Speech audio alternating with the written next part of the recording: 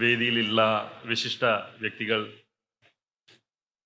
വിവിധ ബാങ്കുകളെയും ബാങ്ക് ഉദ്യോഗസ്ഥരെയും പ്രതിനിധീകരിച്ചുകൊണ്ട് ഇവിടെ എത്തിയിട്ടുള്ള സുഹൃത്തുക്കൾ, സഖാക്കൾ, എല്ലാവർക്കും അഭിവാദ്യം നേർന്നുകൊണ്ട് ഞാൻ എൻ്റെ കർത്തവ്യത്തിലേക്ക് കടക്കാം. എല്ലാ ബാങ്ക് യൂണിയൻ പരിപാടികൾക്കും എന്നെ ക്ഷണിക്കുമ്പോൾ ഞാൻ തുടക്കത്തിൽ എപ്പോഴും പറയുന്ന ഒരു കാര്യത്തിൽ നിന്ന് തന്നെ വീണ്ടും തുടങ്ങാം. എൻ്റെ വ്യക്തിപരമായ അഭിപ്രായത്തിൽ ഇന്ത്യയിലെ സമ്പദ്ഘടനയുടെ ഏറ്റവും പ്രധാനപ്പെട്ട ഒരു സ്ഥാപന വ്യവസ്ഥയായിട്ടുള്ള ബാങ്കിങ് വ്യവസ്ഥയെ അതിൻ്റെ പൂർണ്ണമായിട്ടുള്ള അതിൻ്റെ ബലത്തിലും അതിൻ്റെ ദൃഢതയിലും കാത്തു സൂക്ഷിക്കാൻ,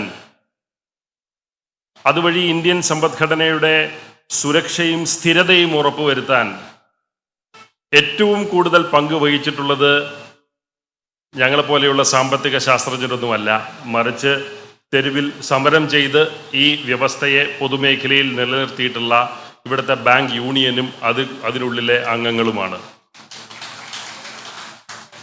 അതുകൊണ്ട് തന്നെ ഇന്ത്യൻ സമ്പദ്ഘടന ഇന്ന് സുരക്ഷിതമായിട്ടും സ്ഥിരതയോടെയും നിലനിൽക്കുന്നുണ്ടെങ്കിൽ അതിൻ്റെ ഏറ്റവും വലിയ ഒരു ഭാഗം ക്രെഡിറ്റ് നിങ്ങൾക്കുള്ളതാണ്. അത് അക്നോളജ് ചെയ്തുകൊണ്ട് മാത്രമേ ഞാൻ പലപ്പോഴും എൻ്റെ വാക്കുകൾ ആരംഭിക്കാറ് തന്നെയുള്ളൂ. രണ്ടാമത്തേത്, നമ്മൾ ഇന്ന് ജീവിക്കുന്നത് ഒരു നിയോ ഫാസിസ്റ്റ് ഭരണകൂടത്തിന് കീഴിലാണ് എന്ന് ഡോക്ടർ പ്രഭാത് പറയുകയുണ്ടായി. അതിലൊരു പടി കൂടി കടന്ന് ഒരു വിഷയം അവിടെ പറയേണ്ടതുണ്ട്. ഒരു കാലത്തും പൊതുമേഖലയുടെ സുഹൃത്തുക്കളായിരുന്നില്ല സംഘപരിവാർ. എന്നൊക്കെ അവസരങ്ങൾ കിട്ടിയിട്ടുണ്ടോ അന്നൊക്കെ പൊതുമേഖലയ്ക്കെതിരെ പരസ്യമായും അല്ലാതെയും നിലകൊണ്ടിട്ടുള്ള ഒരു പ്രസ്ഥാനമാണ് ഇന്ന് ഇന്ത്യ ഭരിക്കുന്ന സംഘപരിവാർ സംഘടനകൾ. 1969 ബാങ്കുകൾ ദേശസാൽക്കരിക്കപ്പെട്ടപ്പോൾ 2 പേർ സുപ്രീം കോടതിയിൽ അതിനെതിരെ കേസിന് പോയി. അതിലൊരാൾ അന്നത്തെ സ്വതന്ത്ര പാർട്ടിയുമായിട്ടൊക്കെ ബന്ധപ്പെട്ട് പ്രവർത്തിച്ചിരുന്ന മീനു മസാനിയായിരുന്നു. രണ്ടാമത്തെ ആൾ, അദ്ദേഹത്തിൻ്റെ പേര് ബൽരാജ് മധോക് എന്നായിരുന്നു. ബൽരാജ് മധോക് എന്ന് പറയുന്നത് അടൽ ബിഹാരി വാജ്പേയിയുടെ രാഷ്ട്രീയ ഗുരുവായിരുന്നു. അന്നത്തെ ജനസംഘിൻ്റെയും RSSൻ്റെയും തലതൊട്ടപ്പനായ നേതാവായിരുന്നു. മീനു മസാനിയും ബൽരാജ് മധോക്കുമാണ് 1971 സുപ്രീം കോടതിയെ സമീപിച്ച് പറഞ്ഞത് ബാങ്ക് ദേശസാൽക്കരണം ഭരണഘടനാ വിരുദ്ധമാണ് എന്ന് അവർ പറയുകയുണ്ടായി. 1972 പുറപ്പെടുവിച്ചൊരു വിധിയിൽ സുപ്രീം കോടതി അത് തള്ളിക്കളഞ്ഞു. ദേശസാൽക്കരണം ഭരണഘടനാ വിരുദ്ധമല്ല എന്ന് സുപ്രീം കോടതി 1972 വിധി എഴുതി. അവിടെ നിന്ന് ഇങ്ങോട്ട് ദേശസാൽക്കരണത്തിൻ്റെ ചരിത്രം എഴുതപ്പെട്ടിട്ടുള്ളതാണ്, പറയപ്പെട്ടിട്ടുള്ളതാണ്. നമുക്കത് വീണ്ടും അതിലേക്ക് പോകേണ്ടതില്ല. പക്ഷേ അടിസ്ഥാനപരമായി എന്നൊക്കെ അവസരങ്ങൾ കിട്ടിയിട്ടുണ്ടോ അന്നൊക്കെ പൊതുമേഖലാ ബാങ്കിങ്ങിനെതിരെ നിലകൊണ്ടിട്ടുള്ള ഭരണകൂടങ്ങളാണ് സംഘപരിവാറിൻ്റെ നിയന്ത്രണത്തിലുള്ള ഭരണകൂടങ്ങൾ. അത്തരത്തിലുള്ള ഒരു ഭരണകൂടം തന്നെയാണ് ഇന്നും ഇന്ത്യയിൽ ഭരണം നടത്തിക്കൊണ്ടിരിക്കുന്നത്. അതുകൊണ്ട് മറ്റൊന്നും നിങ്ങൾ ഈ ഭരണകൂടത്തിൽ നിന്നും പ്രതീക്ഷിക്കേണ്ട ആവശ്യമില്ല. പൊതുമേഖലയെ ദുർബലപ്പെടുത്തുന്ന ആ പൊതുമേഖലാ സ്ഥാപനങ്ങളെ അവരുടെ പിണിയാളികൾക്ക് എഴുതി കൊടുക്കുന്ന ഒരു ചങ്ങാത്ത മുതലാളിത്തത്തിൻ്റെ കാലഘട്ടത്തിലാണ് നമ്മൾ ജീവിക്കുന്നത്. ആ ഒരു അനുമാനത്തിൽ നിന്നുകൊണ്ട് വേണം നമുക്ക് ഈ വിഷയത്തെ സമീപിക്കാൻ. 1991 മുതൽ ഭരണകൂടങ്ങൾ അനുവർത്തിച്ചു പോന്നിട്ടുള്ള ഒരു നയമാണ് നവലിബറലിസം. ഈ നവലിബറലിസം എന്ന് പറയുന്നത് പലപ്പോഴും പലരും കരുതാറുണ്ട് അതൊരു സാമ്പത്തിക സിദ്ധാന്തമാണ് എന്ന് കരുതാറുണ്ട്. പക്ഷേ യഥാർത്ഥത്തിൽ നവലിബറലിസം എന്ന് പറയുന്നത് ഒരു സാമ്പത്തിക സിദ്ധാന്തമല്ല. നവലിബറലിസം എന്ന് വിളിക്കപ്പെടുന്ന ഒരു സാമ്പത്തിക സിദ്ധാന്തമോ ഒരു സ്കൂൾ ഓഫ് തോട്ടോ ഒന്നും ഒരു ടെക്സ്റ്റ് ബുക്കിൽ നിങ്ങൾക്ക് കാണാൻ സാധിക്കില്ല. കാരണം നവലിബറലിസം എന്ന് പറയുന്നത് ഈ ഒരു സാമ്പത്തിക സിദ്ധാന്തമല്ല, മറിച്ച് ഒരു രാഷ്ട്രീയ പ്രത്യയശാസ്ത്രമാണ്. ഈ രാഷ്ട്രീയ പ്രത്യയശാസ്ത്രത്തിന്റെ അടിസ്ഥാനം എന്ന് പറയുന്നത് ഒരു സമൂഹത്തിൽ ഒരു വർഗത്തിൽ നിന്ന് മറ്റൊരു വർഗത്തിലേക്ക് സമ്പത്തും മറ്റു വിഭവങ്ങളും കൈമാറ്റം ചെയ്യുക എന്ന ഒരു കർത്തവ്യമാണ് ഈ രാഷ്ട്രീയ പ്രത്യയശാസ്ത്രം നടത്തിപ്പോന്നിട്ടുള്ളത്. അത് 80കളിൽ അമേരിക്കയിലായാലും ബ്രിട്ടനിലായാലും അവിടെ നിന്ന് ഇങ്ങോട്ട് മൻമോഹൻ സിംഗിന്റെ ഇന്ത്യയിലായാലും നരേന്ദ്രമോദിയുടെ ഇന്ത്യയിലായാലും ഈ പ്രധാനപ്പെട്ട രാഷ്ട്രീയ കർത്തവ്യം, ഒരു വർഗത്തിൽ നിന്ന് വിഭവങ്ങളും സമ്പത്തും മറ്റൊരു വർഗത്തിലേക്ക് കൈമാറ്റി കൊടുക്കുക എന്ന പ്രാഥമികമായ കർത്തവ്യം നവലിബറലിസം വളരെ വൃത്തിയായി നിർവഹിച്ചു പോകുന്ന ഒരു കഴിഞ്ഞ 3 ദശകങ്ങളാണ് ഇന്ത്യയിൽ കടന്നുപോയിട്ടുള്ളത്. അതുകൊണ്ട് ഇതിന് സൈദ്ധാന്തികപരമായിട്ടുള്ള ഒരു പരിസരമോ അല്ലെങ്കിൽ അടിസ്ഥാനമോ ഉണ്ട് എന്ന് നമ്മൾ ആരും കരുതേണ്ട കാര്യമില്ല. അങ്ങനെയൊന്നില്ല. പൊതുവിൽ പറയുന്ന ചില കാര്യങ്ങളുണ്ട്, അതിൽ നിന്ന് നമുക്ക് തുടങ്ങാം. ഒന്ന്, അവർ പറയുന്ന ഒരു പ്രധാനപ്പെട്ട സംഗതി, എന്തുകൊണ്ട് സ്വകാര്യ ബാങ്കുകളും പൊതുമേഖലാ ബാങ്കുകളും നിൽക്കുമ്പോൾ എന്തുകൊണ്ട് സ്വകാര്യ ബാങ്കുകൾക്ക് മുൻതൂക്കം ലഭിക്കണം, അല്ലെങ്കിൽ എന്തുകൊണ്ട് പൊതുമേഖലാ ബാങ്കുകളെ സ്വകാര്യ മേഖലയ്ക്ക് എഴുതി കൊടുക്കണം, അല്ലെങ്കിൽ എന്തുകൊണ്ട് സ്വകാര്യ മേഖലയ്ക്ക് ബാങ്കിങ് മേഖലയിൽ ഒരു മുൻഗണന ലഭിക്കണം എന്ന ഒരു ചോദ്യം വരുമ്പോൾ അവരാദ്യം പറയും സ്വകാര്യ മേഖലയിലെ ബാങ്കുകൾ കൂടുതൽ കാര്യക്ഷമമായി പ്രവർത്തിക്കുന്നവയാണ് എന്ന് പറയും. എന്തുകൊണ്ടാണെന്ന് ചോദിച്ചാൽ അവർ പറയും അവർക്ക് ഓപ്പറേറ്റിംഗ് കോസ്റ്റ് കുറവാണ്, അവർക്ക് കൂടുതൽ മെച്ചപ്പെട്ട വിഭവങ്ങളുടെ അലൊക്കേഷൻ അവർക്ക് എളുപ്പത്തിൽ നടത്താൻ കഴിയുന്നു, അതുപോലെ അത് കാരണം അവർക്ക് കൂടുതൽ ലാഭം അവർക്കുണ്ട്, അതുകൊണ്ട് സ്വകാര്യ ബാങ്കുകളാണ് പൊതുമേഖലാ ബാങ്കുകളെക്കാൾ മെച്ചം എന്നവർ പറയും. രണ്ടാമതായി അവർ പറയും ഈ സ്വകാര്യ ബാങ്കുകൾ പൊതു ഖജനാവിനെ ആശ്രയിച്ചല്ല നിലനിൽക്കുന്നത്, അതുകൊണ്ട് പൊതു ഖജനാവിന്മേൽ അവർ ചുമത്തുന്ന ഭാരം കുറവാണ് എന്ന് പറയും. അപ്പോൾ അതിന് കാരണമായിട്ട് അവർ പറയുന്നത് ഈ സ്വകാര്യ ബാങ്കുകൾ അവരുടേതായ ലാഭം ആശ്രയിച്ച് പ്രവർത്തിക്കുന്നത് കൊണ്ട് സർക്കാരിൻ്റെ പണത്തെ അല്ലെങ്കിൽ നികുതിദായകന്റെ പണത്തെ ആശ്രയിക്കേണ്ട ഒരു അവസ്ഥ അവർക്ക് വരുന്നില്ല എന്നും അതുകൊണ്ട് അതാണ് മെച്ചപ്പെട്ടത് എന്നും അവർ പറയും. മൂന്നാമത് അതിന്റെ തുടർച്ചയായി പറയും അതുകൊണ്ട് ഭരണകൂടത്തിന് മേൽ കൂടുതൽ ഭാരം ചുമത്തുന്നവയല്ല സ്വകാര്യ ബാങ്കുകൾ എന്നുള്ളത് കൊണ്ട് ഈ ഭരണകൂടത്തിന് സാധാരണ പൊതുമേഖലാ ബാങ്കുകളെ റീക്യാപിറ്റലൈസ് ചെയ്യാൻ ഉപയോഗിക്കേണ്ടി വരുന്ന പണത്തെ കൂടുതൽ മെച്ചപ്പെട്ട ജനങ്ങളുടെ ആവശ്യങ്ങൾക്ക് വേണ്ടി വഴിതിരിച്ചു വിട്ട് ചെലവഴിക്കാൻ സ്വാതന്ത്ര്യം ലഭിക്കുന്നു, അതൊരു നല്ല കാര്യമല്ലേ എന്ന് അവർ ചോദിക്കും. നാലാമതായി അവർ പറയും സ്വകാര്യ ബാങ്കുകൾക്ക് പൊതുമേഖലാ ബാങ്കുകളെക്കാൾ മെച്ചപ്പെട്ട കോർപ്പറേറ്റ് ഗവേണൻസ് ഉണ്ട് എന്ന് അവർ പറയും. ഇതിന് കാരണമായി അവർ പറയുന്നത് സ്വകാര്യ ബാങ്കുകൾക്ക് അവരുടെ ഷെയർ ഹോൾഡേഴ്സിനോട് ഉത്തരം പറയേണ്ടി വരും. ആ ഉത്തരം പറയേണ്ടി വരുന്ന സാഹചര്യം ഉള്ളത് കൊണ്ട് ഈ സ്വകാര്യ ബാങ്കുകൾക്ക് മെച്ചപ്പെട്ട കോർപ്പറേറ്റ് ഗവേണൻസ് സ്റ്റാൻഡേർഡ്സ് ഉണ്ടായേ കഴിയൂ, അതുകൊണ്ട് അവർ അത് പിന്തുടരുന്നു. പക്ഷേ സർക്കാർ ഉടമസ്ഥതയിലുള്ള പൊതുമേഖലാ ബാങ്കുകൾക്ക് വളരെ മോശം കോർപ്പറേറ്റ് ഗവേണൻസ് ആണ് സാധാരണ ഉണ്ടാവുന്നത് എന്ന് അവർ പറയും. അഞ്ചാമതായി അവർ പറയും സ്വകാര്യ ബാങ്കുകളാണ് പൊതുമേഖലാ ബാങ്കുകളെക്കാൾ കൂടുതൽ ഇന്നോവേഷൻ കൊണ്ടുവരുന്നത് എന്ന് പറയും. കൂടുതൽ നൂതനത്വം അവരുടെ പ്രവർത്തനത്തിലും അവരുടെ പ്രോസസ്സുകളിലും അവരുപയോഗിക്കുന്ന സാങ്കേതിക വിദ്യകളിലും ഒക്കെ കൊണ്ടുവന്നുകൊണ്ട് സാധാരണ ജനങ്ങൾക്ക് ടെക്നോളജിയുടെ ഗുണങ്ങൾ കൂടുതൽ വേഗത്തിൽ എത്തിക്കാൻ സ്വകാര്യ ബാങ്കുകളാണ് മെച്ചം എന്നവർ പറയും. ഇങ്ങനെ ഒരു 5 അല്ലെങ്കിൽ 6 വാദങ്ങളാണ് പ്രധാനമായിട്ട് നവലിബറലിസം നമ്മുടെ മുൻപിൽ നിരത്തുന്നത്. ഇതിലൊന്നിനു പോലും സൈദ്ധാന്തികമായിട്ടുള്ള ഒരു അടിത്തറ ഇല്ല എന്നുള്ളതാണ് വാസ്തവം. ഈ മേഖലയിൽ പണിയെടുക്കുന്ന ഏത് സാമ്പത്തിക ശാസ്ത്രജ്ഞനോട് ചോദിച്ചാലും സാമ്പത്തിക വിദഗ്ധനോട് ചോദിച്ചാലും ഇതിലേതെങ്കിലും ഈ പറഞ്ഞ 5 വാദങ്ങളിൽ ഏതെങ്കിലും ഒന്നിന് ഏതെങ്കിലും സാമ്പത്തിക സിദ്ധാന്തത്തിൽ അടിത്തറയുണ്ടോ എന്ന് ചോദിച്ചു കഴിഞ്ഞാൽ അവർ പറയും വളരെ ദുർബലമായ ചില അടിത്തറകൾ ചിലപ്പോൾ ഉണ്ടായേക്കാം, പക്ഷേ ഒരു സ്ഥിരമായ ഒരു അടിത്തറ അടിസ്ഥാനപരമായി ഈ ഒരു വാദത്തിനും ഇല്ല എന്നവർ വ്യക്തമായി പറയും. ഉദാഹരണങ്ങൾ നമ്മുടെ മുൻപിലുണ്ട്. ആദ്യത്തെ വാദം എടുക്കാം. സ്വകാര്യ മേഖലയിലെ ബാങ്കുകളാണോ പൊതുമേഖലയിലെ ബാങ്കുകളാണോ കൂടുതൽ കാര്യക്ഷമം? ഈ ചോദ്യത്തിന് ഉത്തരം പറയുന്നതിന് മുൻപ് ഒരു വിഷയം അഭിമുഖീകരിച്ചുകൊണ്ടേ പോകാൻ കഴിയൂ. എന്താണ് ഈ കാര്യക്ഷമത? ഈ കാര്യക്ഷമത എന്ന് പറയുന്ന പദത്തിന്റെ നിർവചനം എന്താണ്? ആ നിർവചനം ആദ്യം നമുക്ക് ചർച്ച ചെയ്തുകൊണ്ട് മാത്രമേ നമുക്ക് പോകാനായിട്ട് കഴിയുകയുള്ളൂ. ഈ നിർവചനം എന്ന് പറയുന്നത് വളരെ ചുരുങ്ങിയ ഇടുങ്ങിയ ഒരു നിർവചനമായിട്ടാണ് ഈ നവലിബറലുകൾ കൂടുതലായി കാണുന്നത്. എന്താണ് നിർവചനം? ലാഭം.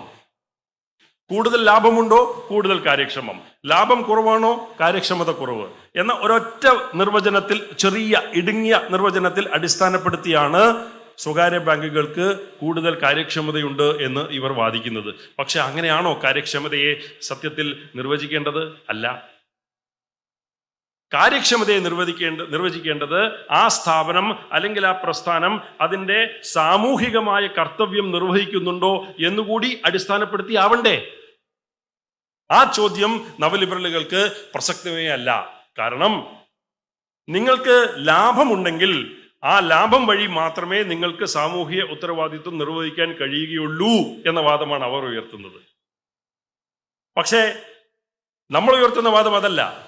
സാമൂഹികമായ സുരക്ഷിതത്വത്തിൽ സാമൂഹികമായിട്ടുള്ള ഉത്തരവാദിത്വങ്ങളിൽ ഊന്നിക്കൊണ്ട് മാത്രമേ കാര്യക്ഷമതയെ നിർവചിക്കാൻ കഴിയൂ എന്നാണ് നമ്മൾ പറയുന്നത്. അതങ്ങനെയാണ് താനും. എന്തുകൊണ്ട് നമുക്ക് അങ്ങനെ ഈ പൊതുമേഖലാ അല്ല സ്വകാര്യ ബാങ്കുകൾ എടുത്തു നോക്കൂ. ഈ സ്വകാര്യ ബാങ്കുകൾ എവിടെ നിന്നാണ് അവരുടെ ലാഭങ്ങൾ ഉണ്ടാക്കുന്നത്? കൂടുതലും അർബൻ മേഖലകളിലെ അല്ലെങ്കിൽ മെട്രോപൊളിറ്റൻ മേഖലകളിലെ ബാങ്കുകളിൽ നിന്ന് അവർക്ക് ലഭിക്കുന്ന വലിയ ലാഭത്തിൽ നിന്നാണ് അവരുടെ വലിയ ലാഭം നിലനിർത്തുന്നത്. അതിനുവേണ്ടി അവർ ചെയ്യുന്നത് എന്താണ്? ഗ്രാമീണ മേഖല, സെമി അർബൻ മേഖല, ഈ മേഖലകളിലൊക്കെയുള്ള പൊതുജനങ്ങളെയും അവിടെ ജീവിക്കുന്ന ജനസംഖ്യകളെയും പരിപൂർണമായിട്ട് അവർ അവഗണിക്കുന്നു. അവർക്ക് അവിടെ ബാങ്ക് ബ്രാഞ്ചുകളില്ല. അവർക്ക് ബാങ്ക് ബ്രാഞ്ചുകളുള്ളത് അവർക്ക് ഏറ്റവും കൂടുതൽ ലാഭം നൽകുന്ന നഗര മെട്രോപൊളിറ്റൻ മേഖലകളിലാണ്. ലാഭമില്ലാത്ത മേഖലകളിൽ അവർ കടന്നു ചെല്ലുന്നതേയില്ല. ലാഭമില്ലാത്ത മേഖലകളിൽ നിന്ന് അവർക്ക് അവരുടെ സാമൂഹിക ഉത്തരവാദിത്വം നിർവഹിച്ചു എന്ന് അവർക്ക് റിസർവ് ബാങ്കിനെ ബോധിപ്പിക്കണമെങ്കിൽ അവർക്ക് ഒരു വാതിലും റിസർവ് ബാങ്ക് തന്നെ ഇന്ന് തുറന്നിട്ടിരിക്കുന്നു. Priority sector certificates, priority sector lending സർട്ടിഫിക്കറ്റുകൾ ഒരു സ്വകാര്യ ബാങ്കിന് SBIയിൽ നിന്നോ മറ്റ് പൊതുമേഖലാ ബാങ്കിൽ നിന്നോ വാങ്ങാം. 40% priority sector lending SBI നടത്തേണ്ടതെങ്കിൽ SBI 44% സ്വകാര്യ പ്രയോറിറ്റി സെക്ടറിന് ലെൻഡിംഗ് നടത്തിയിട്ടുണ്ടെങ്കിൽ ആ അധികം വരുന്ന ആ 4% SBIക്ക് ഒരു സ്വകാര്യ ബാങ്കിന് വിൽക്കാം. ആ സ്വകാര്യ ബാങ്കിന് ആ 4% ഞങ്ങൾ കൊടുത്ത പ്രയോറിറ്റി സെക്ടർ ലെൻഡിംഗ് ആണ് എന്ന് അവരുടെ ബാലൻസ് ഷീറ്റിൽ എഴുതി വെക്കാം. അതുവഴി RBIയുടെ ടാർഗറ്റുകൾ മീറ്റ് ചെയ്തു എന്ന് അവർക്ക് RBIയെ ബോധിപ്പിക്കാം. ഇതാണോ കാര്യക്ഷമത? ഇങ്ങനെയാണോ കാര്യക്ഷമത ഉണ്ടാവേണ്ടത്? ഇങ്ങനെയാണോ സാമൂഹിക ഉത്തരവാദിത്വം നിർവഹിക്കേണ്ടത്? മറുവശത്ത് പൊതുമേഖലാ ബാങ്കുകൾ എന്താണ് ചെയ്യുന്നത്? അവർ കൂടുതലായിട്ട് ഹൈ കോസ്റ്റ് ലോ റവന്യൂ സെഗ്മെന്റുകളെയാണ് ആശ്രയിക്കുന്നത്. നാട്ടിലെ ദരിദ്രർ, പാവപ്പെട്ടവർ, ചെറുകിട കർഷകർ, ചെറുകിട ഉൽപാദകർ, ഇവരുടെ ജീവിതത്തിന്റെ ഏറ്റവും പ്രധാനപ്പെട്ട ഒരു നട്ടെല്ലാണ് പൊതുമേഖലാ ബാങ്കുകൾ. അവരാണ് ഇവരുടെ പ്രധാനപ്പെട്ട കോൺസ്റ്റിറ്റ്യുവൻസികൾ. അവർക്ക് ലോണുകൾ കൊടുക്കുമ്പോൾ നിങ്ങൾക്ക് അർബൻ മേഖലയിലോ മെട്രോപൊളിറ്റൻ മേഖലയിലോ കിട്ടുന്ന ലാഭം കിട്ടിയെന്ന് വരില്ല.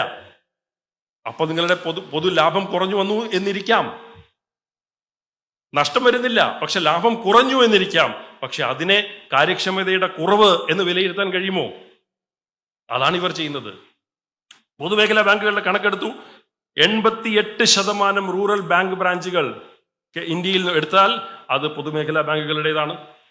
അതുപോലെ തന്നെ ഇന്ത്യയിലെ ക്രോപ്പ് ലോണുകളുടെ, കർഷകർക്ക് കൊടുക്കുന്ന ലോണുകൾ 75% ക്രോപ്പ് ലോണുകൾ കൊടുക്കുന്നത് പൊതുമേഖലാ ബാങ്കുകളാണ്. ഇനി 2007-2008 ഡോക്ടർ പ്രഭാത് സൂചിപ്പിച്ച ആഗോള സാമ്പത്തിക പ്രതിസന്ധി പൊട്ടിപ്പുറപ്പെട്ടു.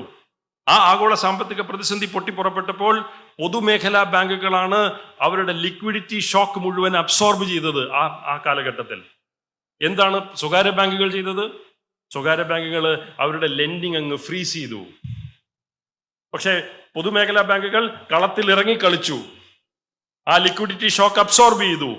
ജനങ്ങൾക്ക് ആവശ്യം വേണ്ട സഹായങ്ങൾ നൽകി, റിലീഫ് നൽകി. സ്വകാര്യ ബാങ്കുകൾ കടകടച്ച് സുഖമായി സേഫായി വീട്ടിലിരുന്നു. അവർക്ക് ലാഭം കൂടി. കാര്യക്ഷമത കൂടിയോ? കൂടിയത് ഇവർ പറയും. അതാണോ കാര്യക്ഷമതയുടെ നിർവചനം? ഇനി അങ്ങോട്ട് നോക്കൂ. ജനധൻ അക്കൗണ്ട് തുറക്കാൻ പറഞ്ഞു. 46 കോടി ജനധൻ അക്കൗണ്ടുകൾ ഈ നാട്ടിൽ തുറക്കാൻ പറഞ്ഞു. ആർക്ക് വേണ്ടി? പാവപ്പെട്ടവർക്ക് വേണ്ടി. ആരാണത് ചെയ്തത്? 80% ജനധൻ അക്കൗണ്ടുകളും ഓപ്പൺ ചെയ്തിരിക്കുന്നത് പൊതുമേഖലാ ബാങ്കുകളാണ്. എവിടെ പോയി സ്വകാര്യ ബാങ്കുകൾ? ഇനി അവിടുന്ന് അങ്ങോട്ട് ഡിമോണിറ്റൈസേഷൻ നടന്നു. ഡിമോണിറ്റൈസേഷൻ നടന്നപ്പോൾ 90% ക്യാഷ് എക്സ്ചേഞ്ച് നടത്തുന്നത് പൊതുമേഖലാ ബാങ്കുകളിലാണ്. ഇനി അവിടുന്ന് മുമ്പോട്ട് പോകും. കോവിഡ് വന്നു. കോവിഡ് വന്നപ്പോൾ MSMEകൾക്ക് എമർജൻസി ക്രെഡിറ്റ് സപ്പോർട്ട് കൊടുത്തു. ഈ എമർജൻസി ക്രെഡിറ്റ് സപ്പോർട്ട് കൊടുത്തതിൽ 95%, അതായത് 3 ലക്ഷം കോടി രൂപ നൽകിയത് പൊതുമേഖലാ ബാങ്കുകളാണ്, സ്വകാര്യ ബാങ്കുകളല്ല. അപ്പൊ രാജ്യത്തിന്, സമൂഹത്തിന് ഒരു കുഴപ്പം വരുമ്പോൾ, ഒരു പ്രതിസന്ധി ഘട്ടം വരുമ്പോൾ ഇറങ്ങി പുറപ്പെടുന്നത് എപ്പോഴും പൊതുമേഖലാ ബാങ്കുകളാണ്. ആവശ്യപ്പെടുന്നതും പൊതുമേഖലാ ബാങ്കുകളോടാണ് സർക്കാർ. പക്ഷേ ആ ജോലി കഴിയുമ്പോൾ അവരെ സർക്കാർ അങ്ങ് മറക്കും. ഇനി നിങ്ങളെ സ്വകാര്യവൽക്കരിക്കാം എന്നങ്ങ് തീരുമാനിക്കും. ഇത്തരത്തിൽ RBIയുടെ ഒരു പഠനമുണ്ട്. RBIയുടെ പഠനമുള്ള അനുസരിച്ച് 2021 RBI നടത്തിയൊരു പഠനം അനുസരിച്ച് ഈ എഫിഷ്യൻസി അല്ലെങ്കിൽ ഈ കാര്യക്ഷമതയുടെ അതേ നിർവചനത്തിനുള്ളിൽ നിന്ന് കഴിഞ്ഞാൽ ഒരു യൂണിറ്റ് ഔട്ട്പുട്ടിനുള്ള ലേബർ കോസ്റ്റ് എത്ര എന്ന് പരിശോധിച്ചു RBI. ഒരു യൂണിറ്റ് ഔട്ട്പുട്ട് ഉണ്ടാക്കുന്നതിന് ലേബർ കോസ്റ്റ് എത്ര എന്ന് നോക്കുമ്പോൾ അത് പൊതുമേഖലാ ബാങ്കുകൾക്ക് സ്വകാര്യ ബാങ്കുകളേക്കാൾ എത്രയോ കുറവാണ് എന്നാണ് റിസർവ് ബാങ്കിന്റെ തന്നെ പഠനം കാണിക്കുന്നത്. ഒരു യൂണിറ്റ് ഔട്ട്പുട്ട് പ്രൊഡ്യൂസ് ചെയ്യുന്നതിന് എത്ര ലേബർ കോസ്റ്റ് എന്ന് നോക്കുമ്പോൾ സ്വകാര്യ ബാങ്കുകൾക്ക് പൊതുമേഖലാ ബാങ്കുകളേക്കാൾ labour cost per unit output വളരെ കൂടുതലാണ്.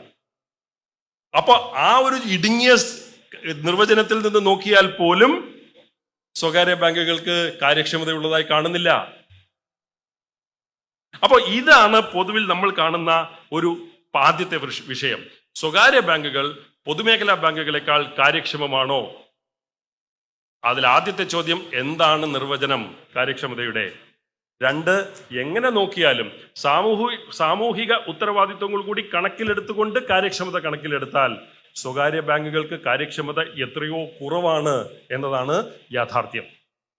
ഇനി അവർ പറയുന്ന രണ്ടാമത്തെ വിഷയം എന്താ? രണ്ടാമത്തെ വിഷയം എന്ന് പറയുന്നത് സർക്കാരുകളെ ആശ്രയിക്കാതെ കാര്യക്ഷമമായി പ്രവർത്തനം നടത്താൻ സ്വകാര്യ ബാങ്കുകൾക്ക് കഴിയുന്നു. പക്ഷേ പൊതുമേഖലാ ബാങ്കുകളാകട്ടെ സർക്കാരെ ആശ്രയിക്കാതെ പ്രവർത്തനം നടത്താൻ അവർക്ക് കഴിയുന്നില്ല. ഇതിലെന്താണ് വാസ്തവം എന്ന് നോക്കിക്കഴിഞ്ഞാൽ സ്വകാര്യ ബാങ്കുകൾക്ക് കൂടുതൽ ലാഭത്തോട് ഇഷ്ടമാണ് എന്നുള്ളത് വാസ്തവം തന്നെയാണ്. പക്ഷേ ഈ കൂടുതൽ ലാഭം കിട്ടുന്നതിന് വേണ്ടിയിട്ട് ഈ സ്വകാര്യ ബാങ്കുകൾ ചെയ്യുന്നത് എന്താണ്? അങ്ങേയറ്റം അപകടം പിടിച്ച, അങ്ങേയറ്റം റിസ്കി ആയിട്ടുള്ള ബാങ്കിങ് ഓപ്പറേഷനുകളിലേക്ക് അവർ ഇറങ്ങി പുറപ്പെടുന്നു. വലിയ ഒരു കടം വാങ്ങുന്ന ഒരാളെ കിട്ടിയാൽ കാര്യമായിട്ടുള്ള ക്രെഡിറ്റ് വർത്തിനെസിന്റെ ചെക്കുകളൊന്നും ഇല്ലാതെ തന്നെ അവർക്ക് ഈ ലോൺ കൊടുക്കാനായിട്ട് അവർ തയ്യാറാകുന്നു. കാരണം അവർ കാണുന്നത് ഇതിൽ നിന്നുള്ള റിട്ടേൺസ് ഞങ്ങൾക്ക് കൂടുതലാണ് എന്ന് കാണുന്നത് കൊണ്ട് കൂടുതൽ റിസ്കി ആയിട്ടുള്ള ഓപ്പറേഷൻസിലേക്ക് പോകാനായിട്ട് സ്വകാര്യ ബാങ്കുകൾ തയ്യാറാവുന്നു. പക്ഷേ പൊതുമേഖലാ ബാങ്കുകൾ എപ്പോഴും അതിന് തയ്യാറായി എന്ന് വരില്ല. മുകളിൽ നിന്നൊരു ഫോൺ കോൾ വന്നാൽ ചിലപ്പോൾ ചെയ്തേക്കും, പക്ഷേ അല്ലാത്ത പക്ഷം അവര് സാധാരണ ചെയ്യാറില്ല. ഇതാണ് ഉദാഹരണത്തിന് യെസ് ബാങ്കിന്റെ കാര്യത്തിലൊക്കെ നമ്മൾ കണ്ടത്. കൊളാപ്സ് ചെയ്ത ബാങ്കുകളുടെ ഒരു ലിസ്റ്റ് എടുത്ത് നോക്കിക്കഴിഞ്ഞാൽ ഈ ബാങ്കുകളൊക്കെ തന്നെ വളരെ റിസ്കി ആയിട്ടുള്ള ഓപ്പറേഷൻസിലേക്ക് പോയിക്കൊണ്ടാണ് ഈ ഈ കുഴപ്പങ്ങളിലേക്ക് അവർ പോയി ചാടിയത്.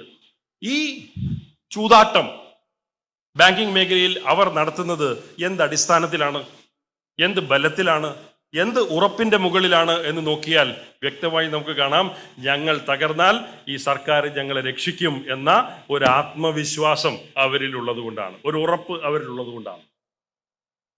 ജനങ്ങളെ ബാധിക്കുന്ന ഒരു വിഷയമായതുകൊണ്ട് ബാങ്കുകൾ കുഴപ്പത്തിൽ ചാടുമ്പോൾ സർക്കാരുകൾ പോയി അവരെ രക്ഷപ്പെടുത്തുകയും ചെയ്യുന്നു, ബെയിൽ ഔട്ട് ചെയ്യുന്നു. ഇതാണ് നാട്ടിൽ മുഴുവൻ കണ്ടിട്ടുള്ളത്. ഈ ഗ്ലോബൽ ട്രസ്റ്റ് ബാങ്ക് 2004 പൊളിഞ്ഞു പോയപ്പോഴും 2020 യെസ് ബാങ്ക് പൊളിഞ്ഞപ്പോഴും ഇന്ത്യക്ക് പുറത്ത് സിലിക്കൺ വാലി ബാങ്ക് പോലെയുള്ള ബാങ്കുകൾ അമേരിക്കയിൽ പൊളിഞ്ഞപ്പോഴും ഒക്കെ രക്ഷയ്ക്ക് വന്നത് സർക്കാരുകളാണ്. അപ്പോ ഇവരുടെ റിസ്കി ഓപ്പറേഷൻസിന്റെ റിസ്ക് മുഴുവൻ ഏറ്റെടുക്കുന്നത് നാട്ടിലെ നികുതിദായകരാണ്. അവരാണല്ലോ സർക്കാരിന്റെ ഖജനാവിന് പണം കൊടുക്കുന്നത്. അത്തരത്തിലാണ്. അപ്പോൾ ഈ സ്വകാര്യ ബാങ്കുകൾ എന്ന് പറയുന്നത് അവർക്ക് മെച്ചപ്പെട്ടിട്ടുള്ള ഈ സർക്കാരിനെ ആശ്രയിക്കാതെ പ്രവർത്തനം നടത്താനുള്ള ഒരു സാഹചര്യമുണ്ടോ എന്ന് ചോദിച്ചു കഴിഞ്ഞാൽ ഇല്ല. അവരും സർക്കാരിനെ ആശ്രയിച്ച് തന്നെയാണ് കഴിയുന്നത്. കാരണം അവരെടുക്കുന്ന റിസ്ക് മുഴുവൻ അണ്ടർ റൈറ്റ് ചെയ്യുന്നത് ഒരു തരത്തിൽ അല്ലെങ്കിൽ മറ്റൊരു തരത്തിൽ പ്രത്യക്ഷമായി അല്ലെങ്കിൽ പരോക്ഷമായി ഭരണകൂടങ്ങളാണ്. അതുകൊണ്ട് തന്നെ മൂന്നാമത്തെ വിഷയത്തിലേക്ക് വരുമ്പോൾ കാര്യങ്ങൾ എളുപ്പമാണ്. സർക്കാരിന് ഇവരെ പൊതുമേഖലാ ബാങ്കുകളെ റീക്യാപിറ്റലൈസ് ചെയ്യുന്നതിനുള്ള പണം ലാഭിച്ചുകൊണ്ട് അത് മറ്റ് പ്രവർത്തനങ്ങളിലേക്ക് സാമൂഹ്യ മേഖലകളിലൊക്കെ ചെലവഴിക്കാനായിട്ടൊരു സ്വാതന്ത്ര്യം സർക്കാരിന് കിട്ടുന്നുണ്ടോ എന്ന് ചോദിച്ചു കഴിഞ്ഞാൽ അതും ഇല്ല എന്നുള്ളതാണ് വാസ്തവം. ഞാനിപ്പോൾ പറഞ്ഞ ഈ ബെയിൽ ഔട്ട്, ഈ സ്വകാര്യ ബാങ്കുകൾ രക്ഷിച്ചെടുക്കലിന്റെ ചരിത്രം എടുത്ത് നോക്കിക്കഴിഞ്ഞാൽ ലോകമെമ്പാടും ഡോക്ടർ പ്രഭാത് 2007 ശേഷം ഇവിടെ നടന്ന ബാങ്കുകളിലെ തകർച്ചയെക്കുറിച്ച് പറഞ്ഞു.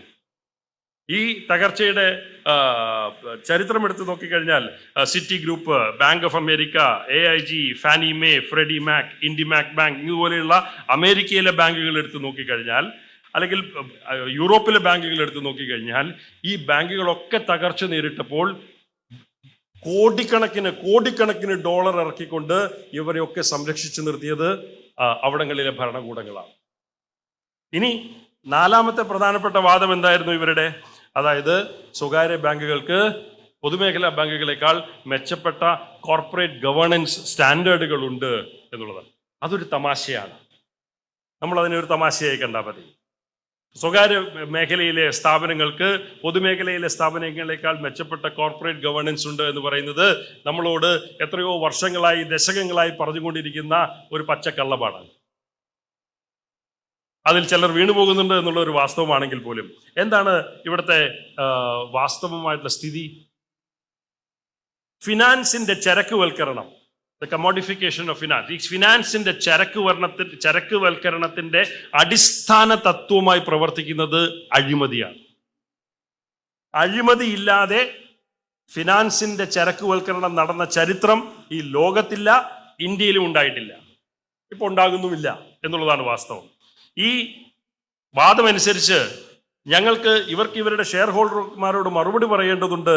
അതുകൊണ്ട് ഇവർക്ക് മെച്ചപ്പെട്ട കോർപ്പറേറ്റ് സ്റ്റാൻഡേർഡ് ഉണ്ട്, കോർപ്പറേറ്റ് ഗവേണൻസിന്റെ സ്റ്റാൻഡേർഡുകൾ ഉണ്ട് എന്ന് പറയുമ്പോൾ അതേ ഷെയർ ഹോൾഡർമാരെ തൃപ്തിപ്പെടുത്തി നിർത്താൻ തന്നെ അവർ ചെയ്യുന്നത് എന്താണ്? ദീർഘകാലത്തെ സ്റ്റെബിലിറ്റിയാണോ, സ്ഥിരതയാണോ പ്രധാനം, ഹ്രസ്വകാലത്തെ ലാഭങ്ങളാണോ പ്രധാനം എന്ന് ചോദിച്ചാൽ ഷെയർ ഹോൾഡർമാർ തന്നെ മറുപടി പറയും, ഹ്രസ്വകാലത്തെ ലാഭം മതി, അത് കഴിഞ്ഞ് ഞങ്ങൾ ഈ ഷെയർ വിറ്റ് വേറെ എവിടെയെങ്കിലും പൊക്കോളാം എന്ന് പറയുന്നവരാണ് നമ്മളിൽ അടക്കമുള്ള പല ഷെയർ ഹോൾഡർമാരുടെയും അവസ്ഥ. അപ്പൊ ഹ്രസ്വകാലത്തെ ലാഭത്തിന് ദീർഘകാല സ്ഥിരതയേക്കാൾ കൂടുതൽ പ്രാധാന്യം കൈവരുമ്പോൾ കോർപ്പറേറ്റ് ഗവേണൻസ് കാശിക്ക് പോകും എന്നുള്ളത് നമുക്കറിയാം. എവിടെ എന്ത് കോർപ്പറേറ്റ് ഗവേണൻസ് ആണ് പിന്നെയുള്ളത്? അപ്പോൾ അവിടെയും ഏറ്റവും പ്രധാനപ്പെട്ട പ്രശ്നം ഹ്രസ്വകാലത്തിൽ ചെറിയ സമയത്തിനുള്ളിൽ ഏറ്റവും വലിയ ലാഭം, ഏറ്റവും വലിയ ഡിവിഡൻഡ് എങ്ങനെ ഷെയർ ഹോൾഡർമാർക്ക് കൊടുക്കാം എന്ന ഒരൊറ്റ വ്യവസ്ഥയിന്മേലാണ് ആ മൊത്തം ബാങ്ക് നിലനിൽക്കുക. ഈ മറ്റൊരു തരത്തിൽ പറഞ്ഞു കഴിഞ്ഞാൽ സ്റ്റോക്ക് മാർക്കറ്റുകളിൽ അവരുടെ ഷെയറിന്റെ വില എങ്ങനെ ഉയർത്തി നിർത്താം, അതിന്റെ വാല്യുവേഷൻ എങ്ങനെ ഉയർത്തി നിർത്താം എന്ന ഒരൊറ്റ അടിസ്ഥാനത്തിലാണ് ആ ബാങ്കിന്റെ മുഴുവൻ പ്രവർത്തനങ്ങളും മുൻപോട്ട് പോകുന്നത്. അതിനടിസ്ഥാനമായിട്ട് പ്രവർത്തിക്കുന്നത് ലാഭമാണ് താനും. അപ്പൊ ഹ്രസ്വകാല ലാഭം തന്നെയാണ് ഇവിടെയും ഏറ്റവും പ്രധാനം. അപ്പോൾ ഈ ICICI ബാങ്ക് 2016 വരെ അക്യുമുലേറ്റ് ചെയ്ത 9,000 അല്ലെങ്കിൽ 10,000 കോടി രൂപയുടെ NPA അന്ന് വരെ ആരും കണ്ടിരുന്നില്ല. 2016 പെട്ടെന്ന് എല്ലാവരും കണ്ടുപിടിച്ചു ICICI ബാങ്കിന് 10,000 കോടി രൂപയുടെ NPA ഉണ്ട് എന്ന് കണ്ടുപിടിച്ചു. അതുവരെ കോർപ്പറേറ്റ് ഗവേണൻസ് അവിടെ പോയിരുന്നു. അവരിത് കണ്ടുപിടിച്ചില്ലേ? ICICI ബാങ്കിന്റെ MD ആയിരുന്നില്ലേ ചന്ദ കൊച്ചാർ? ചന്ദ കൊച്ചാറിന്റെ ഹസ്ബൻഡിന് വേണ്ടിയിട്ടല്ലേ വീഡിയോകോൺ പ്രത്യേകമായിട്ട് ഒരു ഇളവ് ചെയ്തു കൊടുത്തത്? വീഡിയോകോണിന് ചന്ദ കൊച്ചാറിന്റെ ICICI ബാങ്ക് 64 കോടി രൂപ അല്ല 200 കോടി 250 കോടി രൂപ കടമായി കൊടുത്തു. അതിന് പകരമായി ചന്ദ കൊച്ചാറിന്റെ ഭർത്താവിന്റെ തകരാൻ പോകുന്ന കമ്പനിയിലേക്ക് വീഡിയോകോണിന്റെ വേണുഗോപാൽ ദൂത്ത് 64 കോടി രൂപ ഷെയർ ഇറക്കി. ഈ ടിറ്റ് ഫോർ ടാറ്റിന്റെ ICICI ബാങ്കിന്റെ കോർപ്പറേറ്റ് ഗവേണൻസിന്റെ ഉന്നതിയിൽ നിൽക്കുന്ന ബോർഡ് കാണാതെ പോയി. ഈ ലോണ് ആ ബോർഡ് അംഗീകരിച്ചതല്ലേ? അപ്പൊ അവരിത് കണ്ടിരുന്നില്ലേ? അങ്ങനെ ഏത് സ്വകാര്യ ബാങ്കിന്റെ വിഷയം എടുത്ത് നോക്കിക്കഴിഞ്ഞാലും ഈ കാര്യക്ഷമതയുടെ വർത്തമാനം നടക്കുന്നത്, കോർപ്പറേറ്റ് ഗവേണൻസ് ഉന്നതമാണ് എന്ന വർത്തമാനം നടക്കുന്നത് ഒരു പച്ചക്കള്ളമാണ്. എല്ലായിടത്തും ഹ്രസ്വകാല ലാഭത്തിന് തന്നെയാണ് അവർ പ്രാധാന്യം കൊടുക്കുന്നത്. സാമൂഹിക ഉത്തരവാദിത്വങ്ങൾക്കോ അവരുടെ ഷെയർ ഹോൾഡർമാരോടുള്ള ദൃഢമായിട്ടുള്ള ഒരു കമ്മിറ്റ്മെന്റിനോടോ അല്ല അവർ പ്രാധാന്യം നൽകുന്നത്, മറിച്ച് ഹ്രസ്വകാല ലാഭങ്ങൾക്കാണ് എന്നുള്ളതാണ്. ഇനി അവസാനത്തെ ഒരു വിഷയം മാത്രമാണ് ബാക്കി നിൽക്കുന്നത്. ഇവര് കുറച്ചുകൂടി ഇന്നോവേറ്റീവ് ആണ് എന്ന് പറയുന്നു. കൂടുതൽ ടെക്നോളജിയുടെ ഉപയോഗം, കൂടുതൽ സാങ്കേതിക വിദ്യയുടെ നൂതനത്വത്തോടു കൂടിയുള്ള ഉപയോഗം വഴി കസ്റ്റമേഴ്സിനെ അവർക്ക് ബെറ്റർ നല്ല സർവീസുകൾ കൊടുക്കാൻ സ്വകാര്യ ബാങ്കുകൾക്ക് കഴിയുന്നു, പൊതുമേഖലാ ബാങ്കുകൾ കഴിയില്ല. ആരാ UPI ഉണ്ടാക്കിയത്? ആരാ UPI ഉണ്ട്? ഇന്ന് ബാങ്കിങ് മേഖലയിൽ ഒരു വിപ്ലവം എന്ന് പൊതുവിൽ പറയുന്ന ഒരു ഡിജിറ്റൈസേഷന്റെ ഒരു സംഭവം ഉണ്ടായിട്ടുണ്ടെങ്കിൽ അതിന് ഫൗണ്ടേഷനായി നിൽക്കുന്നത് എന്താണ്? UPI അല്ലേ? UPI ഇല്ലെങ്കിൽ ഡിജിറ്റൽ ബാങ്കിങ് ഉണ്ടോ? UPI ഇല്ലെങ്കിൽ ഗൂഗിൾ പേ ഉണ്ടോ? UPI ഇല്ലെങ്കിൽ Paytm ഉണ്ടോ? ഈ UPI ആരാ ഉണ്ടാക്കിയത്? സ്വകാര്യ മേഖലയാണോ? അല്ല. റിസർവ് ബാങ്കിന്റെ കാർമ്മികത്വത്തിലല്ലേ UPI ഉണ്ടായത്? അപ്പൊ അതെങ്ങനെയാണ് പൊതുമേഖലയ്ക്ക് നൂതനത്വം ഇല്ല എന്ന് പറയുന്നത്? പൊതുമേഖലയുടെ ഈ UPI ഇല്ലായിരുന്നെങ്കിൽ സ്വകാര്യ മേഖലയുടെ ഡിജിറ്റൈസേഷൻ നടക്കുമായിരുന്നോ? ഇല്ല. സ്വകാര്യ മേഖലയുടെ നൂതനത്വം എന്ന് പറയുന്നത് അവരുടെ ഹൈ എൻഡ് അർബൻ ക്ലയന്റേലിനെ മാത്രം ബാധിക്കുന്ന ഒരു വിഷയമാണ്. അവർക്ക് മെച്ചപ്പെട്ട സർവീസുകൾ, നല്ല ക്രെഡിറ്റ് കാർഡുകൾ, ചില ഈ എയർപോർട്ടിൽ പോകുമ്പോൾ ലൗഞ്ച് സൗകര്യങ്ങൾ, ഇതൊക്കെ ഏർപ്പെടുത്തി കൊടുക്കുന്ന ഈ നൂതനത്തിനാണ് അവർ വലിയ പ്രാധാന്യത്തോടു കൂടി നമ്മളോട് പറയുന്നത്. അല്ലാതെ നാട്ടുകാരെ, സാധാരണക്കാരെ, നാട്ടിലെ പാവപ്പെട്ടവരെ ബാധിക്കുന്ന നൂതനത്വമൊന്നും അവർക്ക് ഇന്ന് വരെ മുൻപോട്ട് വയ്ക്കാൻ കഴിഞ്ഞിട്ടില്ല. ഏറ്റവും ചെറിയ നൂതനത്വം എടുക്കാം, ATMകൾ. നാട്ടുകാർ പോയി പണമെടുക്കുന്ന സ്ഥാപനങ്ങളാണല്ലോ ATMകൾ. ആ ATMന്റെ കണക്ക് ഞാൻ ഇവിടെ വരുന്നതിന് മുമ്പ് എടുത്ത് നോക്കിയപ്പോൾ ഗ്രാമീണ മേഖലകളിലെ ATMല് സ്വകാര്യ മേഖലയുടെ ATMനേക്കാൾ 3 ഇരട്ടി ATMകൾ പൊതുമേഖലാ ബാങ്കുകൾക്കുണ്ട്. എന്ന് മാത്രമല്ല, ബാങ്കിങ് കറസ്പോണ്ടന്റ്, അതാണല്ലോ ഇവിടെ നേരത്തെ പറഞ്ഞ മറ്റൊരു നൂതനത്വത്തിന്റെ പ്രധാനപ്പെട്ട കാര്യം. 60% ബാങ്കിങ് കറസ്പോണ്ടന്റ് ഔട്ട്ലെറ്റുകളും നാട്ടിൽ നടത്തുന്നത് പബ്ലിക് സെക്ടർ ബാങ്കുകളാണ്. അതിലൊരു പ്രശ്നമുണ്ട് കേട്ടോ. പബ്ലിക് സെക്ടർ ബാങ്കുകളും ഇന്ന് പ്രൈവറ്റ് സെക്ടർ ബാങ്കുകളെ പോലെ പ്രവർത്തിക്കാൻ തുടങ്ങിയിരിക്കുന്നു എന്നാണ് ഇത് നമ്മളോട് പറയുന്നത്. അതിലൊരു അപകടവുമുണ്ട്. ഈ മത്സരത്തിന്റെ കമ്പോളത്തിൽ നമുക്കും പ്രൈവറ്റ് സെക്ടർ ബാങ്കുകളെ പോലെ പ്രവർത്തിക്കണം എന്ന് പൊതുമേഖലാ ബാങ്കുകളുടെ ചെയർമാൻമാരും ബോർഡുകളും തീരുമാനമെടുത്തു കഴിഞ്ഞാൽ പിന്നെ രക്ഷയില്ല. നമുക്കും അവരെ പോലെ ലാഭം വേണം, നമുക്കും അവരെ പോലെ ഗ്രാമീണ ഓപ്പറേഷൻസ് ദുർബലപ്പെടുത്തണം, നമുക്കും അവരെ പോലെ ലാഭമുള്ളിടത്ത് മാത്രം വായ്പ കൊടുത്താൽ മതി എന്ന് പൊതുമേഖലാ ബാങ്കുകളും കൂടി തീരുമാനിച്ചു കഴിഞ്ഞാൽ പിന്നെ രക്ഷയില്ല. പക്ഷെ നവലിബറലിസം പൊതുമേഖലാ ബാങ്കുകളെയും സ്വകാര്യ ബാങ്കുകളെ പോലെ പ്രവർത്തിക്കാനായിട്ട് അവരെ ഒരു എന്താ പറയുക, ആ ഒരു ചുമതല അല്ലെങ്കിൽ ആ ഒരു ഉത്തരവാദിത്വം പോലെ അവരുടെ തലയിലേക്ക് അടിച്ചേൽപ്പിക്കുകയാണ് നവലിബറലിസം ചെയ്യുന്നത്. ഒരു പൊതുമേഖലാ ബാങ്കിന്റെ ചെയർമാനും ഒരു സ്വകാര്യ ബാങ്കിന്റെ ചെയർമാനും ഇരിക്കുന്ന ഒരു പാനൽ ഡിസ്കഷൻ നിങ്ങൾ കേട്ട് കഴിഞ്ഞാൽ ഇവർ പറയുന്നത് തമ്മിൽ എന്താ വ്യത്യാസം എന്ന് നിങ്ങൾക്ക് പലപ്പോഴും തോന്നിപ്പോകും. അത്തരത്തിൽ പൊതുമേഖലാ ബാങ്കുകളുടെ പ്രവർത്തനത്തെ പോലും നവലിബറലിസത്തിന് അടിമപ്പെടുത്തുന്ന ഒരു വ്യവസ്ഥയാണ് നമുക്ക് മുമ്പിൽ ഇന്നുള്ളത്. അതിൻ്റെ ഭാഗമായിട്ടാണ് നിങ്ങൾ ട്രേഡ് യൂണിയൻ രംഗത്ത് നിങ്ങൾ നേരിടുന്ന പ്രശ്നങ്ങളും ഒക്കെ തന്നെ അതിൻ്റെ ഭാഗമായിട്ട് ഉയർന്നു വരുന്ന പ്രശ്നങ്ങളാണെന്ന് നമുക്കറിയാം. അപ്പോൾ ഈ നവലിബറലിസം എന്ന രാഷ്ട്രീയ പ്രത്യയ ശാസ്ത്രം നമ്മുടെ മുൻപിൽ ഉയർത്തുന്ന പ്രധാനപ്പെട്ട വാദങ്ങളൊക്കെ തന്നെ തീർത്തും അസംബന്ധമാണ് എന്ന് നമുക്ക് വ്യക്തമായിട്ട് കാണാം. ഈ ഡോക്ടർ പ്രഭാത് നേരത്തെ ഇവിടെ സൂചിപ്പിച്ചു, സാമൂഹിക ഉത്തരവാദിത്വത്തിൽ നിന്നുള്ള ബാങ്കുകളുടെ പിന്മാറ്റം, പൊതുമേഖലാ ബാങ്കുകളുടെ അടക്കമുള്ള പിന്മാറ്റം, അതാണ് പ്രധാനപ്പെട്ടത്.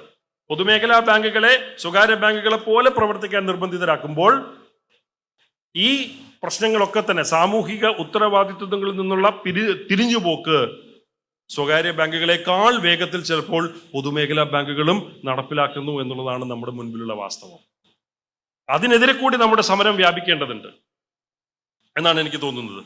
ഈ അവസാനത്തെ പ്രയോറിറ്റി സെക്ടർ ലെൻഡിങ് എൻ്റെ കണക്കുകൾ എടുത്തു നോക്കിക്കഴിഞ്ഞാൽ വളരെ തമാശയായിട്ടുള്ളൊരു കാര്യം കാണാം.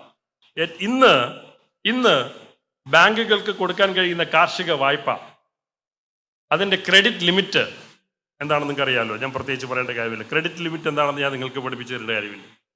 ആ ക്രെഡിറ്റ് ലിമിറ്റുകൾ എത്രയാണെന്ന് പരിശോധിച്ച് നോക്കിയാൽ ഡയറക്റ്റ് ലെൻഡിങ്ങും ഇൻഡയറക്റ്റ് ലെൻഡിങ്ങും ഉണ്ടല്ലോ.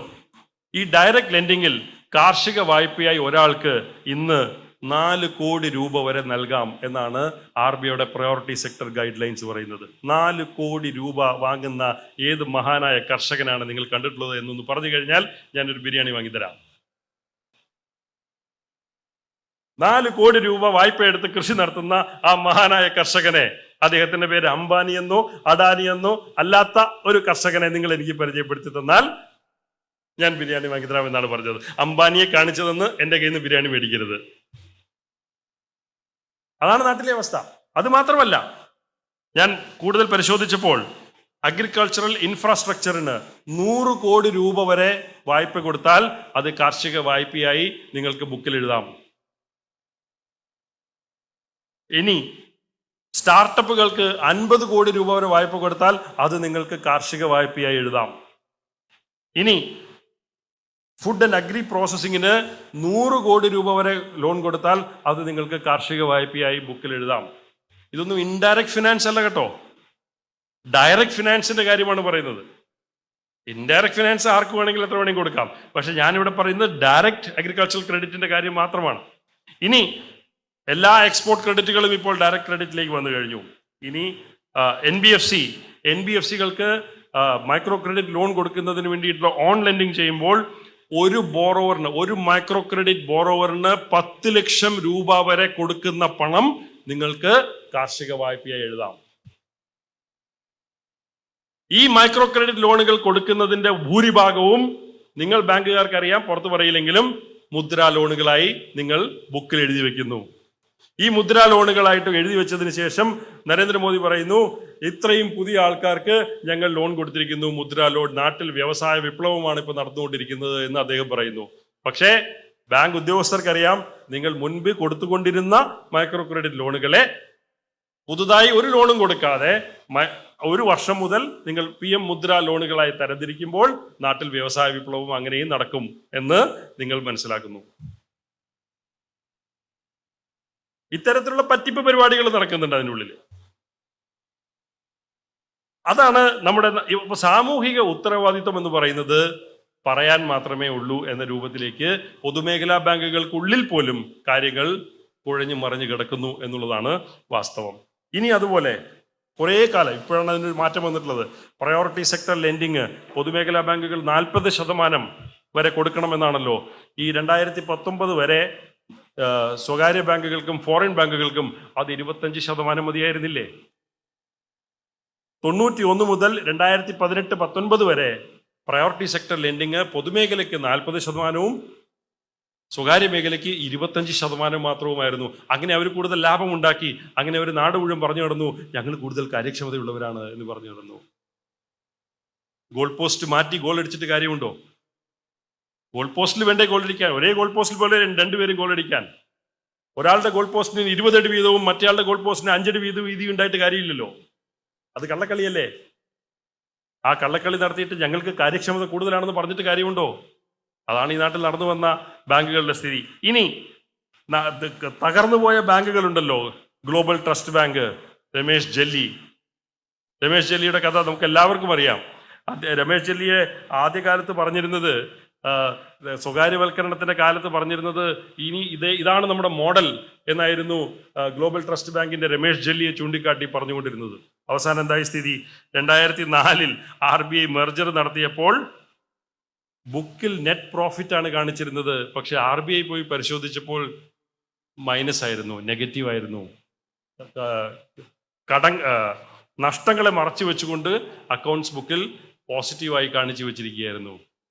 കോർപ്പറേറ്റ് ഗവേണൻസ് ആണ് കേട്ടോ, വലിയ സ്റ്റാൻഡേർഡുള്ള കോർപ്പറേറ്റ് ഗവേണൻസ് ആണ് നമ്മൾ സംസാരിക്കുന്നത്. എന്നിട്ട് എന്ത് ചെയ്തു? RBI പറഞ്ഞു, ഓറിയന്റൽ ബാങ്ക് ഓഫ് കോമേഴ്സിനോട് പറഞ്ഞു, നിങ്ങൾ പോയി അത് ഏറ്റെടുക്കൂ. ഓറിയന്റൽ ബാങ്ക് ഓഫ് കോമേഴ്സ് ചെലവാക്കിയ തുക എത്ര? 1500 കോടി രൂപ. ആരുടെ തുക? സാധാരണക്കാരന്റെ, നികുതിദായകന്റെ, പാവപ്പെട്ടവന്റെ ഡെപ്പോസിറ്റ് എടുത്തിട്ടാണ് ഈ കളി കളിച്ചിട്ടുള്ളത്. ഇനി അതുപോലെ തന്നെ യെസ് ബാങ്ക് വന്നു, റാണ കപൂർ. അതുപോലെ വലിയ കോർപ്പറേറ്റ് ഗവേണൻസ് സ്റ്റാൻഡേർഡ് ഉണ്ട് എന്ന് നാട് മുഴുവൻ പറഞ്ഞു നടന്നിരുന്ന റാണ കപൂർ. റാണ കപൂറിന്റെ സ്ഥിതി എന്താ? ഇന്ത്യയിലെ 4ാമത്തെ വലിയ പ്രൈവറ്റ് സെക്ടർ ബാങ്ക് ആയിരുന്നു അദ്ദേഹത്തിൻ്റെത്. Anil Ambani group, DHFL, SL group, ഇവർക്കൊക്കെ യഥേഷ്ടം പണം കൊടുത്തതിന്റെ ഭാഗമായിട്ട് 2020 ആയപ്പോൾ 40,000 കോടി രൂപയുടെ NPA യെസ് ബാങ്കിനുണ്ടായി. ഈ RBI SBIയോട് 2020 പറഞ്ഞു, നിങ്ങൾ യെസ് ബാങ്കിനെ സഹായിക്കണമെന്ന് പറഞ്ഞു. SBI 7500 കോടി രൂപ കളത്തിലിറക്കി ഈ പ്രൈവറ്റ് ബാങ്കിനെ രക്ഷിച്ചു. ആരുടെ പൈസ? നമ്മുടെ പൈസ. അത് മാത്രമല്ല ചെയ്തത്, എത്രയോ അധികം 81 ബോണ്ടുകൾ എന്ന് പറയുന്നത് ഏകദേശം 8000 കോടി രൂപയുടെ 81 ബോണ്ടുകൾ വേവ് ചെയ്ത് കൊടുത്തു സർക്കാർ ഈ യെസ് ബാങ്കിനെ SBI ഏറ്റെടുക്കുന്നതിന് സഹായിക്കുന്നതിന് വേണ്ടിയിട്ട്. ഇങ്ങനെ ഓരോ ബാങ്ക്, ലക്ഷ്മി വിലാസ് ബാങ്ക് ഏകദേശം 1926 മറ്റോ രൂപീകൃതമായതാണ് ലക്ഷ്മി വിലാസ് ബാങ്ക്. ആ ബാങ്കിന്റെ സ്ഥിതി എടുത്തു നോക്കിക്കഴിഞ്ഞാൽ ഈ ഫോർട്ടിസ് ഹെൽത്ത് കെയർ പോലെയുള്ള സ്ഥാപനങ്ങൾക്ക് വലിയ തോതിലുള്ള പണം കടം കൊടുത്തതിന്റെ ഭാഗമായിട്ട് അവരും കുഴപ്പത്തിൽ പോകുന്നു. 2017 ഒക്കെ ആകുമ്പോൾ ലക്ഷ്മി വിലാസ് ബാങ്കിന് 5000-6000 കോടി രൂപയുടെ NPA ബാക്കി കിടക്കുന്നു, നഷ്ടം വരുന്നു. അത് ആദ്യം ഇന്ത്യ ബുൾസ് ഏറ്റെടുക്കാൻ നോക്കുന്നു, സർക്കാർ സമ്മതിക്കുന്നില്ല. പിന്നെ അത് കഴിഞ്ഞാണ് നമ്മുടെ സിംഗപ്പൂർ ആസ്ഥാനമായിട്ടുള്ള DBS ഈ മേഖലയിലേക്ക് കടന്നു വരുന്നത്. എന്താ അവിടെ നടക്കുന്നത്? സ്കീം ഓഫ് അമാൽഗമേഷൻ അനുസരിച്ച് കോടിക്കണക്കിന് രൂപയുടെ സഹായം അവർക്കും സർക്കാർ ചെയ്തു കൊടുക്കുന്നു. അപ്പം നേരത്തെ നമ്മൾ പറഞ്ഞ സർക്കാരിന്റെ സഹായമില്ലാതെ കാര്യക്ഷമമായിട്ട് പ്രവർത്തിക്കാൻ കഴിയുന്നവയാണ് സ്വകാര്യ ബാങ്കുകൾ എന്ന വാദം എവിടെ പോയി? ഈ സർക്കാർ ഇത്രയും കോടിക്കണക്കിന് രൂപ കൊടുത്ത് ഈ ബാങ്കുകളെ രക്ഷിച്ചെടുക്കുമ്പോൾ നാട്ടുകാരോട് ചോദിച്ചിട്ടാണോ ചെയ്തിട്ടുള്ളത്? അല്ലെങ്കിൽ അവരെ അക്കൗണ്ടബിൾ ആക്കി നിർത്തിയിട്ടാണോ ചെയ്തിട്ടുള്ളത്? അല്ല. നാളെ മറ്റൊരു സ്വകാര്യ ബാങ്കിന് ഇതേപോലെയുള്ള അപകടം പിടിച്ച ട്രാൻസാക്ഷൻസ് ഏറ്റെടുത്തുകൊണ്ട് ഇതേപോലെ നഷ്ടം വരുത്തുന്നതിനുള്ള പരിസരം മുഴുവൻ ഒരുക്കി കൊടുത്തുകൊണ്ടാണ് ഈ നികുതിദായകന്റെ പണം എടുത്ത് ഇവരെ രക്ഷിക്കുന്നത്. ഇതെവിടുത്തെ വ്യവസ്ഥയാണ്? ഇതിനെയാണ് സുഹൃത്തുക്കളെ നവലിബറലിസം എന്ന് നമ്മൾ ഒറ്റ വാക്കിൽ പറയുന്നത്. ഇതിനൊരു സാമ്പത്തിക സിദ്ധാന്തവുമില്ല. ഇത് ഒരു വലതുപക്ഷ രാഷ്ട്രീയ പ്രത്യയശാസ്ത്രം മാത്രമാണ്. ഈ രാഷ്ട്രീയ പ്രത്യയശാസ്ത്രം ഒരു കയ്യിൽ ഏന്തിക്കൊണ്ടാണ് സംഘപരിവാറിന്റെ പ്രചാരകനായിട്ടുള്ള നരേന്ദ്രമോദി, ബൽരാജ് മധോക്കിന്റെ ശിഷ്യനായ നരേന്ദ്രമോദി ഇന്ന് ബാങ്കിംഗ് വ്യവസ്ഥയെ ഭരിക്കാൻ നോക്കുന്നത്. ഈ വ്യവസ്ഥയ്ക്കുള്ളിൽ ഒരു നീതിയും പ്രതീക്ഷിക്കേണ്ടതില്ല. ഈ വ്യവസ്ഥയ്ക്കുള്ളിൽ പ്രധാനമായിട്ട് പൊതുമേഖലാ ബാങ്കുകളെ ദുർബലപ്പെടുത്തുന്ന, പൊതുമേഖലാ ബാങ്കുകളെ സ്വകാര്യവൽക്കരിക്കുന്ന, പൊതുമേഖലാ ബാങ്കുകളുടെ സാമൂഹിക ഉത്തരവാദിത്വത്തിൽ നിന്ന് അവരെ പിന്മാറ്റുന്ന ഒരു സമീപനം മാത്രമേ നമുക്ക് പ്രതീക്ഷിക്കേണ്ടതുള്ളൂ. ആ ഒരു സാഹചര്യത്തിൽ കാത്തലിക് സിറിയൻ ബാങ്ക് നേരിടുന്ന ഇന്നത്തെ പ്രതിസന്ധിയെ ഒരു തരത്തിലും നമ്മളെ അത്ഭുതപ്പെടുത്തേണ്ടതില്ല. ഒരു അടിസ്ഥാനവുമില്ലാത്ത സാമ്പത്തിക സിദ്ധാന്തങ്ങളിൽ അടിസ്ഥാനപ്പെടുത്തിയ ഒരു പ്രവൃത്തി, ഞാൻ നേരത്തെ പറഞ്ഞതുപോലെ ഇവിടെയും അതുതന്നെയാണ് നമ്മൾ കാണുന്നത്. ഇപ്പോ ഫെയർഫാക്സിന് എഴുതി കൊടുത്തു 15 കൊല്ലത്തിനുള്ളിൽ ആ ഷെയർ ഹോൾഡിംഗ് എന്ന് പറയുന്നത് 25% താഴ്ത്തിക്കൊണ്ടുവരണം. അതിന്റെ ഭാഗമായിട്ട് ഇപ്പോൾ അദ്ദേഹം 49 മറ്റോ ആയിരുന്ന ഷെയർ ഹോൾഡിംഗ്, ഫെയർഫാക്സിന്റെ ഷെയർ ഹോൾഡിംഗ് ഇന്ന് 42-43% കുറയ്ക്കാൻ നിർബന്ധിതരായിരിക്കുന്നു. അതിനെയും കുറച്ച് 25% പോകും. പക്ഷേ ഒരാൾക്ക് 25 എന്നതാണല്ലോ കണക്ക്, മറ്റൊരാൾക്കാവാം. മറ്റൊരു ഫോറിൻ ഹോൾഡിംഗ് കമ്പനി വന്ന് ബാക്കിയുള്ള ഷെയറുകൾ ഹോൾഡ് ചെയ്യുന്നതിന് യാതൊരു തടസ്സവും ഇവിടെ നിലനിൽക്കുന്നില്ല. സുഹൃത്തുക്കളെ, നമുക്ക് വേണ്ടത് പൊതുമേഖലാ സ്ഥാപനങ്ങളെ ഒന്നടക്കം, അതുപോലെ തന്നെ പൊതുമേഖലാ ബാങ്കുകളെ പ്രത്യേകിച്ചും സംരക്ഷിക്കുന്ന യോജിച്ച ഒരു വലിയ സമരമുഖമാണ്. ബാങ്കിംഗ് മേഖലയിലെ തൊഴിലാളികൾ, ഓഫീസർമാർ മാത്രം പങ്കെടുക്കുന്ന ഒരു സമരമായി ഇത് ഒതുങ്ങിക്കൂടാൻ പാടില്ല. ഇത് ഇന്ത്യൻ സമ്പദ്ഘടനയുടെ സ്ഥിരതയ്ക്കും സുരക്ഷയ്ക്കും വേണ്ടിയുള്ള, ദേശീയ സുരക്ഷയ്ക്ക് വേണ്ടിയുള്ള ഒരു സമരം എന്ന രൂപത്തിൽ ബാങ്കിംഗ് മേഖലയെ പൊതുമേഖലയിൽ നിലനിർത്തേണ്ട സമരം വ്യാപിപ്പിക്കേണ്ടതുണ്ട്. നമുക്ക് ആ ഒരു വ്യാപനം എന്ന് പറയുന്നത്, ആ ഒരു കർത്തവ്യം എന്ന് പറയുന്നത് ബാങ്കിംഗ് മേഖലയിലെ തൊഴിലാളി യൂണിയനുകൾ, ഓഫീസർ യൂണിയനുകൾ, സ്റ്റാഫ് യൂണിയനുകൾ ഇവരൊക്കെ ഏറ്റെടുക്കും. ഇതുവരെ നിങ്ങൾ ഏറ്റെടുത്തതുപോലെ ഇനിയും ആ പ്രവർത്തനങ്ങൾ, ആ സമരങ്ങൾ മുൻപോട്ട് കൊണ്ടുപോകും എന്ന് ഞാൻ പ്രതീക്ഷിക്കുന്നു. ഈ സമരം കൂടുതൽ ജനകീയമാവട്ടെ. തൊഴിലാളികൾ, കർഷകർ, അധ്വാനിക്കുന്ന ജനവിഭാഗങ്ങൾ ഇവരെല്ലാവരും ഒരു കുടക്കീഴിൽ അണിനിരക്കുന്ന ഒരു സമരമായി പൊതുമേഖലാ ബാങ്കിങ്ങിനെ സംരക്ഷിക്കുന്ന സമരം വളർന്നു വരട്ടെ എന്ന് മാത്രം ആഗ്രഹിച്ചുകൊണ്ട്, ആശംസിച്ചുകൊണ്ട് ഞാൻ എൻ്റെ വാക്കുകൾ നിർത്തുന്നു.